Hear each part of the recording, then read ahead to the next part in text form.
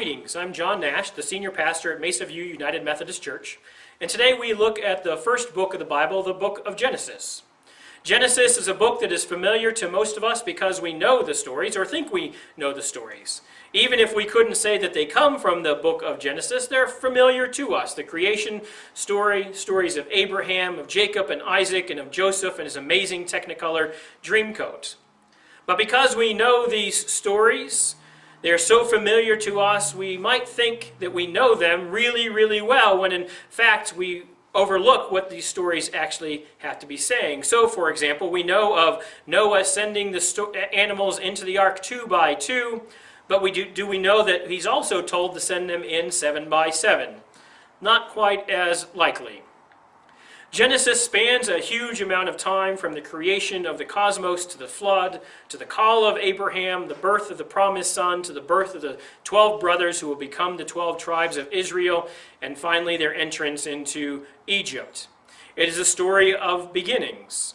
The beginning of the world, the beginning of a people, the beginning of Israel, the beginning of two major religions, not counting Christianity, the beginning of covenants and blessings, and the beginning of God's activity in the world. It is God's story, and it is Israel's story. Since it is a story of beginnings, genealogies play a significant role in the book of Genesis. It's the family tree of a particular people. Indeed, major portions of 7 chapters of Genesis contain genealogies, and so Genesis has been called a book whose plot is genealogies. It is in these long lists of names that we often get bogged down, because many of these names are totally unpronounceable to us today, and we think, well, I can't go on, or we just skip over these lists of genealogies altogether. But I ask you not to do that. Even though their purpose might be lost to us in a modern context, the authors did include them for a specific reason. And at the very least, they show us that everyone is kin to everyone else, something we might remember in our current time and place. While tradition holds that Moses wrote the first 5 books of the Bible, including Genesis, there is nothing to support this position, including the fact that the book itself does not purport to be written by Moses. And there is much to argue against a Mosaic authorship.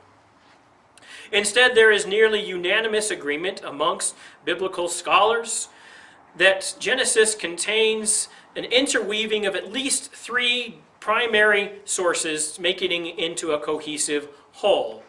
This process took place over several hundred years, perhaps beginning as early as the United Monarch under King David around the year 1000, lasting into the exile in the 6th and 5th centuries, drawing on old traditions within Judaism and also much newer traditions as well. So, for example, that's the reason why we have 2 creation stories, stories that tell us very different things and have very different purposes from each other. But probably the best example of seeing this weaving of different traditions is found in the Noah story. Not only do we have the story being retold within the same story, but as was already indicated, we have Noah being told to send the animals onto the ark 2 by 2 and also 7 by 7.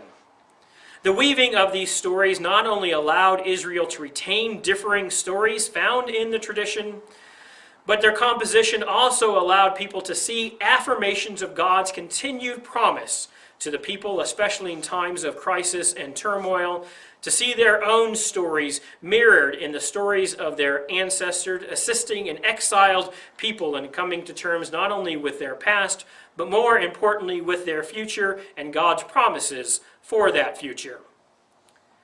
Genesis should not be understood as presenting a historical narrative the way we would typically understand that today in the modern world. Instead, it should be seen as a theological treatise about God and God's people. There has long been a desire to make a break between chapters 1 through 11, which are known as the primeval history, and then through 12 through 50, which is the patriarchal and matriarchal history. Well, there are significant and important arguments for justifying that break. There can also be arguments made to see Genesis as a complete whole, with the themes of chapters 1 through 11 building and continuing through chapters 12 through 50. And some of those themes to pay attention to is the first, that life becomes much more complex and more difficult from the time of Adam to the time of Joseph. Similarly, it could also be said that God and God's dealings with humanity also become more complex through the entire work of Genesis.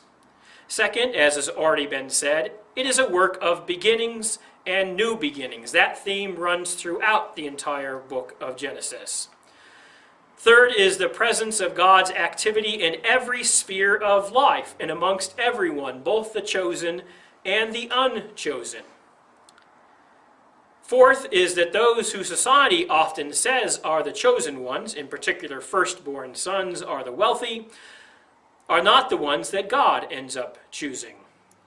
Fifth is that with blessings also come cursings, and that God responds to sinfulness with judgment.